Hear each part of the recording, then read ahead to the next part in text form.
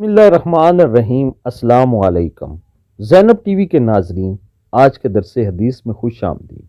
ناظرین اکرام، آج کے درس حدیث کا موضوع ہے 7 سجدہ ریز اعضاء۔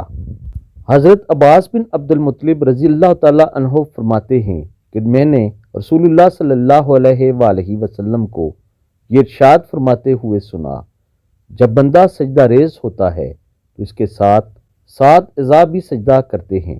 نمبر 1 چہرہ، نمبر 2 اور 3 دونوں ہتھیلیاں، نمبر 4 اور 5 دونوں گھٹنے، نمبر 6 اور 7 دونوں پاؤں۔ صحیح مسلم۔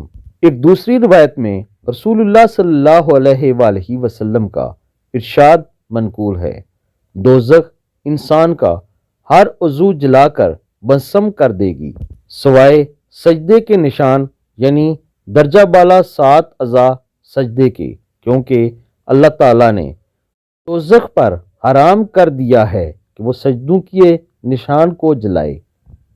ناظرین اکرام، مفہوم حدیث یہ ہے کہ نماز پڑھتے ہوئے انسان کے 7 اعضاء ایسے ہیں جو زمین پر سجدہ کرتے ہیں، اور یہ اعضاء ایسے ہیں کہ اگر کوئی انسان جہنم میں بھی جاتا ہے تو یہ اعضاء جہنم میں بھی نہیں جلیں گے بلکہ صحیح سلامت رہیں گے۔ اس کی وجہ یہ ہے کہ یہ نماز میں سجدے کے دوران سجدہ کرتے رہے ہیں، اللہ تعالیٰ کے سامنے جھکتے رہے ہیں۔ آپ سب دوستوں نے نماز 5 وقتی ادا کرنی ہے تاکہ کل قیامت والے دن آپ کے یہ اعضاء آپ کی نمازوں اور سجدوں کی گواہی دے سکیں۔ اللہ تعالیٰ آپ سب کو اجر عظیم عطا فرمائے، آمین ثم آمین۔